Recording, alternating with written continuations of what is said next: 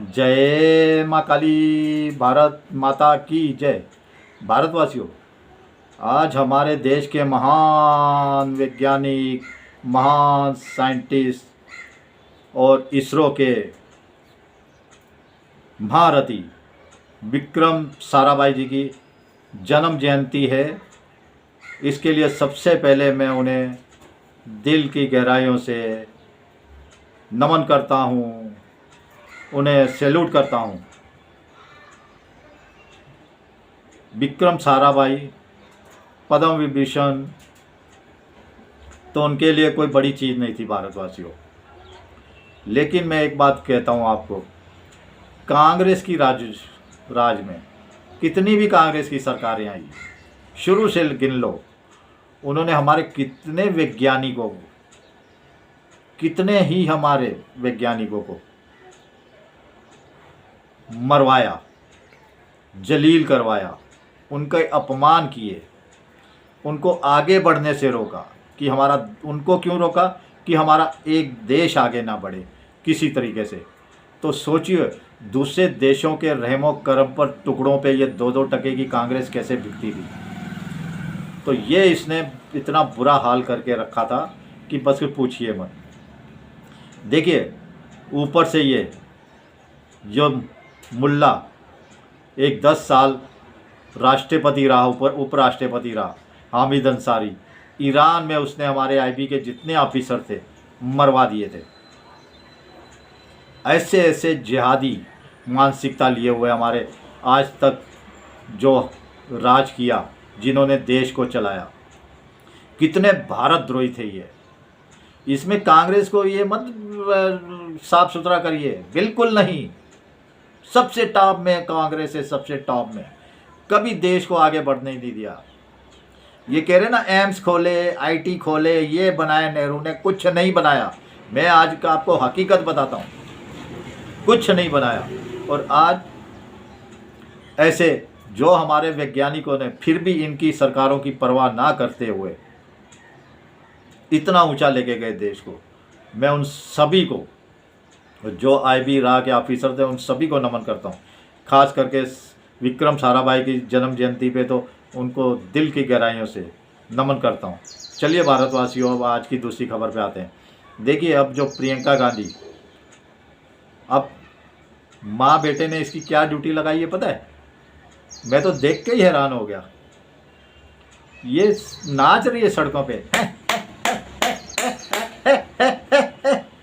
अब इसको नचनिया बना दिया है माँ बेटे ने मिलके। अब ये जिंदगी भर नाचती रहेगी, देख लिए। मैं हकीकत बोल रहा हूँ, ये नाचती रहेगी। लेकिन क्या बीजेपी ने इन खानदान का हाल किया है? क्या मोदी जी ने इस खानदान का जेल में पहुंचाए बिना ही इस खानदान को सड़कों पे नचाने की दम रख दिया। सड़कों पे घूम घूम के ये खानदान नाच रहा है। क्या इसकी हैसियत कर दी। मैं तो खुशी से पागल हो गया जब ये सीन देखा है। नाच रही है, लेकिन नाच मेरी बुलबुल, नाच मेरी बुलबुल वाला मेरा तो दिल बाग बाग हो गया। मेरे सामने नहीं थी, नहीं तो मैं 58-54 तो फेंक ही देता इसके ऊपर, समझे ना। ऐसा मेरा गर्व से सीना चौड़ा हो गया। ये लेकिन करिश्मा किसने किया? मोदी जी ने किया। मोदी जी ने ये इस खानदान को नचाने का जो एक नया हिसाब किताब चालू किया।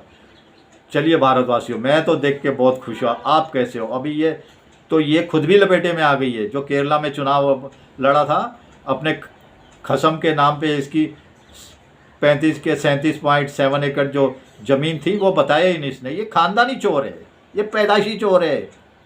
नेहरू चोर, इंदिरा चोर, राजीव चोर, सब ये खानदान, सोनिया पोनिया, सब बहन भाई सारे चोर, महाचोर। एक तो चोर होते हैं, ये महाचोर है। इनका इलाज जल्दी होने वाला है, मैं बताऊं। अब तीसरी बात पे आते हैं। आसिम मुनीर ने बोला है, ये जिहादी पाकिस्तानी ने, कि आधी दुनिया को ख़त्म कर देंगे हम, आधी दुनिया ख़त्म हो जाएगी हमारे पर। अरे तू कर दे ना भाई, आधी दुनिया क्या, पूरी दुनिया को ख़त्म कर दे। मैं तो कहता हूँ कल ही अपना एटम बम लेके घूम जा, सबसे पहले अफगानिस्तान पे बम मार, फिर ईरान पे मार, बांग्लादेश पे मार, लेकिन तेरे को एक बात बता दूं, चौथा बम तू अमेरिका पे फोड़ दे, पांचवा सऊदी अरब पे फोड़ दे, लेकिन एक बात का ध्यान रख लेना, गलती से भारत की तरफ नज़र टेढ़ी मत करना, नहीं तो ये जो तू वर्दी वर्दी पहन के नकली घूम रहा है ना, तो तेरे को नंगा करके, तेरे को फिर कह रहा हूँ, तेरे को नंगा करके आसिम मुनीर, तेरा बम फिर से सुन ले, तेरी टांगों के बीच में रख के ना वहीं हम फाड़ देंगे। तो उसका धमाका कैसा होगा सोच ले, तू तो सपने में भी नहीं सोच सकता। तू बड़ा खुश हो रहा है, ट्रंप के चक्कर में नाच रहा है, लेकिन तेरा क्या हाल होगा तेरे को समझ में नहीं आता। हमारे तो महारथियों ने कह दिया, दूसरे युद्ध के लिए तैयार रहो। हम बिल्कुल तैयार हैं, हमारी तैयारी मजबूत है, तो फोड़ लेना बम, तेरी औकात है तो देखते हैं तेरे कितनी औकात है। नकली नकली साले वर्दी पहन के 2-2 टके का, जब लड़ाई थी तब तो किस बंकर में घुसा हुआ था जिहादी। तुम जिहादी होते ही गंदी मानसिकता हो, डरपोक, महाडरपोक।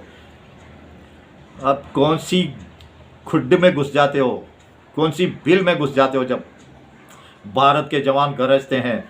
तुम्हारी औकात कुछ नहीं है, तुम अब भी भागते नजर आओगे। मेरे को तो लगता है पाकिस्तान छोड़ते नजर आओगे। चलिए भारतवासियों, इसके साथ चौथी बात पे आते हैं। देखिए 1990 की बात है, 35 साल बाद मोदी जी ने, जो हमारी एक कश्मीरी पंडित थी, समझे ना, सरला भट्ट जी, उनको मारा गया था कश्मीर में। वो केस को रीओपन कर दिया है, उस केस को फिर से खोल दिया है, और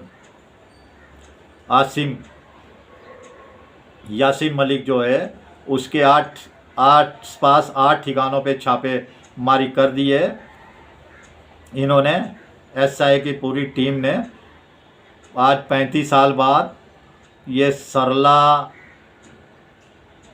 जी भट्ट के मामले में पहला छापा मारा है, मतलब वो केस को रीओपन करने जा रहे हैं। इसमें सबसे बड़ा रोल यासीन मलिक का है। यासीन मलिक, उसके आसपास 8 जगहों पे छापे पड़े हैं।